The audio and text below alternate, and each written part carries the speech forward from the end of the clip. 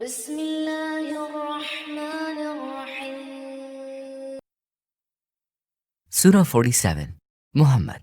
In the name of Allah, the most merciful, the most compassionate. Allah has caused the works of those who disbelieve and hinder people from the way of Allah to go to waste. As for those who attained to faith and did righteous works and believed in what was revealed to Muhammad, which indeed is the truth from their Lord, Allah has remitted their evil deeds and has set their condition right. That is because those who disbelieved followed falsehood, whereas those who believed followed the truth that came to them from their Lord. Thus does Allah set forth to people parables showing their true state. When you meet the unbelievers in battle, smite their necks until you have crushed them. Then bind your captives firmly. Thereafter, you are entitled to set them free, either by an act of grace or against ransom, until the war ends. That is for you to do. If Allah had so willed, He would have Himself exacted retribution from them. But He did not do so, that He may test some of you by means of others.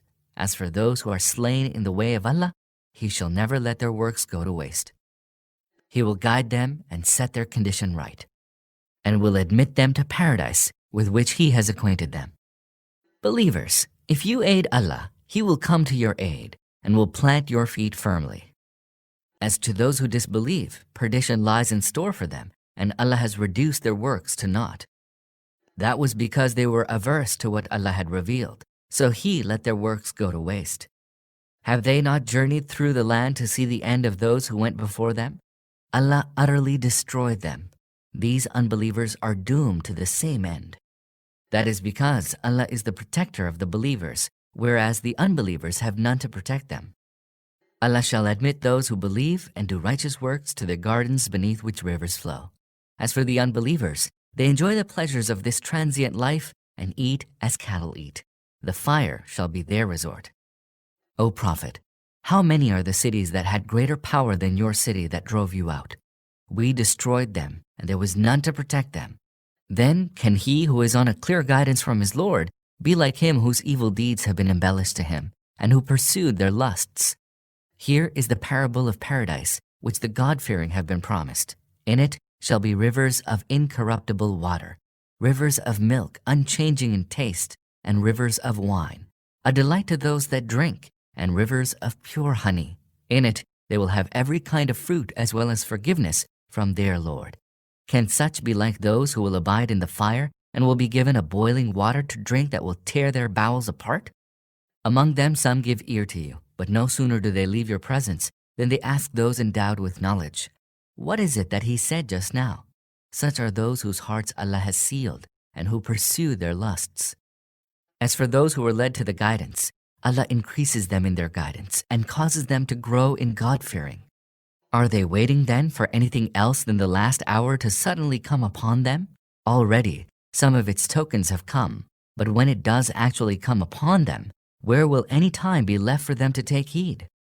Know, therefore, O Prophet, that there is no God but Allah, and ask forgiveness for your shortcomings, and also for the shortcomings of believing men and believing women.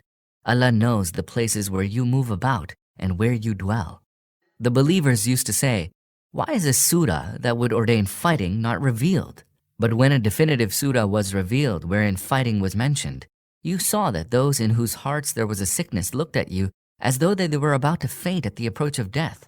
Pity on them. They keep affirming their obedience and saying good words, but when a course of action was clearly determined, it would have been better for them if they had proved true to Allah. Now, if you were to turn away, what else can be expected but that you will work corruption in the land and fly at each other's throats? It is these upon whom Allah has laid His curse, so He made them deaf and deprived them of their sight. Do they then not reflect on the Qur'an, or are there locks on their hearts? Certainly, those who have turned their backs on the true guidance after it became manifest to them, Satan has embellished their ways for them and has buoyed them up with false hopes. This because they said to those who are averse to the faith that Allah has revealed, "In some matters we shall obey you." Allah has full knowledge of their secret parleys. But how will they fare when angels will take their souls at death and will carry them, striking their faces and backs? That is because they have followed a way that angered Allah and have been averse to His good pleasure. So He reduced all their works to naught. Or do they, in whose hearts there is a sickness, believe that Allah will not bring their failings to light?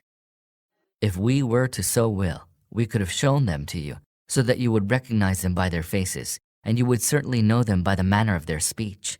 Allah knows all your deeds. We shall certainly test you until we know those of you who truly strive and remain steadfast, and will ascertain about you. Those who disbelieved and barred others from Allah's way and opposed the messenger after the true guidance had become manifest to them, they shall not be able to cause Allah the least harm. Rather, Allah will reduce all their works to naught. Believers, obey Allah and obey the messenger, and do not cause your works to be nullified. Verily, Allah shall not forgive those who disbelieved and barred others from Allah's way and clung to their unbelief until their death. So be not faint-hearted and do not cry for peace. You shall prevail. Allah is with you and will not bring your works to naught. The life of this world is but sport and amusement. If you believe and are God-fearing, He will grant you your reward and will not ask you for your possessions. If He were to ask you for your possessions and press you in that regard, you would have grown niggardly, and Allah would have brought your failings to light. Behold, you are those who are called upon to spend in Allah's way, but some of you are niggardly. Whoever is niggardly is in fact niggardly to himself, for Allah is all-sufficient, whereas it is you who are in need of Him. If you turn away, He will replace you by a people other than you, and they will not be like you.